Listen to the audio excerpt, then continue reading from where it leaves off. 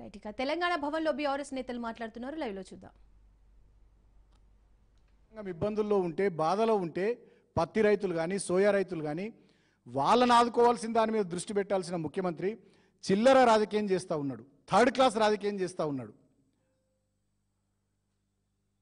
ఆయన కేవలం కేటీఆర్ గారిని ఎట్లన్నా చేసి జైలుకు పంపించాలి. గతంలో ఈయన జైలుకు పోయిండు.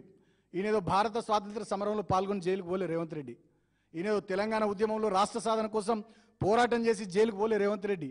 ఎందుకు జైలుకు పోయిండు గతంలో రేవంత్ రెడ్డి అంటే 50 లక్షల నోట్ల కట్టలతో మా ఎమ్మెల్యేను కొని ఆనాడు వాళ్ళ గురువు అయినటువంటి చంద్రబాబు నాయుడుతో కలిసి ఇక్కడ ప్రభుత్వాన్ని పడగొట్టాలని కుట్ర చేసి దాంట్లో భాగంగా అడ్డంగా దొరికిపోయి ఆయన జైలుకు పోయిండు.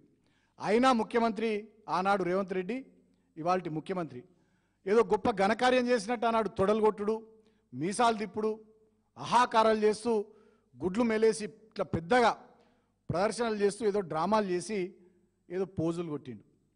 ఆనాడు ఆయన జైలుకు పోయిండు కాబట్టి ఇక ఎట్లన్నా చేసి కేటీఆర్ గారిని జైలుకు పంపించాలి, కక్ష తీర్చుకోవాలి. మరి ఆయన చేసింది తప్పుడు పనికి జైలు పోయిండు అనేటటువంటి ఆ పశ్చాత్తాపం ఆయన లోపల లేదు. నేను జైలుకు పోయినా కాబట్టి కేటీఆర్ని జైలుకు పంపించాలనేటటువంటి ఒక కుట్రపూరితమైనటువంటి ఆలోచనతో ప్రభుత్వంలోకి వచ్చిన తర్వాత నుండి మొదలుకొని వచ్చే డిసెంబర్ 9వ తేదీ వస్తే 2 సంవత్సరాలు అవుతుంది. ఇప్పుడు నవంబర్ నెలలో ఉన్నాం. అంటే ఒక నెల తప్ప 2 ఏళ్ల ప్రభుత్వ పాలన.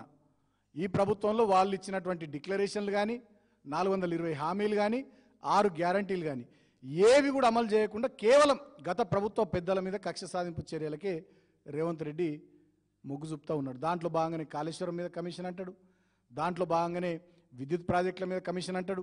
మరి కాళేశ్వరం ద్వారా 1 కోటి ఎకరాలకు నీళ్ళొచ్చి పెద్ద ఎత్తున పంటలు వండి దిగుబడి పెరిగి తెలంగాణ సస్యశ్యామలమై రైతన్న సంతోషంగా ఉన్న విషయం ఆయన మాట్లాడు, అది గుర్తు చేయడు.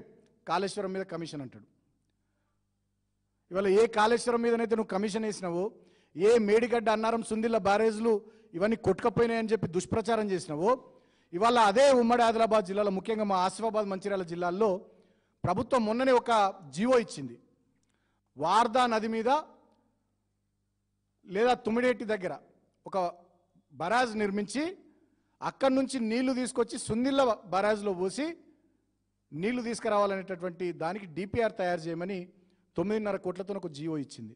మరి నిజంగానే కాళేశ్వరం మంచిగా లేకపోతే కాళేశ్వరం ప్రాజెక్టులో భాగమైనటువంటి సుందిల్ల బ్యారేజ్ మంచిగా లేకపోతే నువ్వు తమిడేటి దగ్గర బ్యారేజ్ గట్ట నీళ్లు తెచ్చి ఎట్లా సుందిల్ల ప్రాజెక్టులో వస్తావో ఇవాళ రాష్ట్ర ప్రజలు రాష్ట్ర రైతాంగం ఆలోచిస్తూ ఉన్నారు. అంటే దుష్ప్రచారం అన్నట్టు కమిషన్లు వేయడం, ప్రాజెక్టులు కొట్టుకపోయినాయని దుష్ప్రచారం చేయడం అదొక వైపు. విద్యుత్ రంగం తెలంగాణలో రైతాంగానికి 24 గంటలు ఉచితంగా కరెంట్ ఇచ్చినాం. తెలంగాణలో ఇందిరా పార్క్ దగ్గర గతంలో కాంగ్రెస్ ప్రభుత్వ హయాంలో పారిశ్రామికవేత్తలు ధర్నాలు జరిగితే కరెంటు కోసం మేము వచ్చినాక అద్భుతంగా పారిశ్రామిక రంగానికి కరెంట్ ఇచ్చినాం, డొమెస్టిక్ రంగానికి గృహ అవసరాలకు కరెంట్ ఇచ్చినాం. ఎక్కడ కూడా కరెంటుకు సంబంధించి ఇబ్బందులు లేకుండా వెలుగు జిలుగుల తెలంగాణను ఆవిష్కరించినాం. అయినా దాని మీద కక్ష కొద్దీ విద్యుత్ రంగ ప్రాజెక్టుల మీద కమిషన్లు వేస్తాడు. దాంట్లో తేలింది లేదు, కాళేశ్వరం కమిషన్లో తేల్చిందేం లేదు.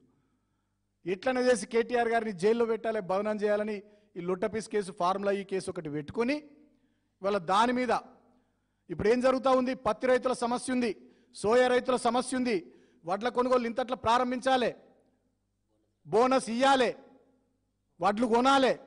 ఇటువంటి సమస్యల నుంచి మళ్ళొకసారి ప్రజల దృష్టిని మరల్చాలి. అదేవిధంగా ఇప్పుడు స్థానిక సంస్థల ఎన్నికలు పెట్టాలనేది మొన్ననే క్యాబినెట్ నిర్ణయం తీసుకుందని వార్తలు చూసినాం మేము. మళ్ళీ స్థానిక సంస్థల ఎన్నికలంటే నువ్వు బీసీ డిక్లరేషన్ కామారెడ్డిలో పెట్టిన సభలో బీసీలకు 42% ఇస్తాను కదా రిజర్వేషను, దాని సంగతి ఏందని బీసీలు ఎక్కడ నిలదీస్తారో అని చెప్పి ఇష్యూని డైవర్ట్ చేయాలి. ప్రజల దృష్టిని, పత్రికల దృష్టిని, మీడియా దృష్టిని మరల్చాలంటే ఏం చేయాలి? మళ్ళొక్కసారి ఫార్ములా ఈ కేసు.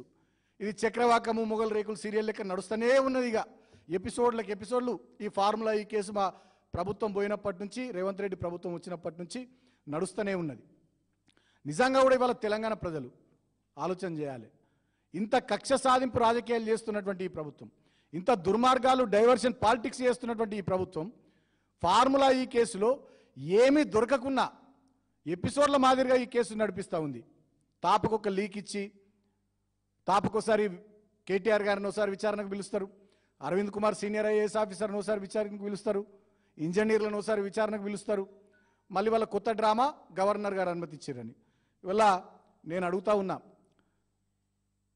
ప్రజలారా ఆలోచన చేయండి. రేవంత్ రెడ్డి గారు వారి బడే బాయ్ అయినటువంటి నరేంద్ర మోడీ గారు, రేవంత్ రెడ్డి బీజేపీ ఇద్దరి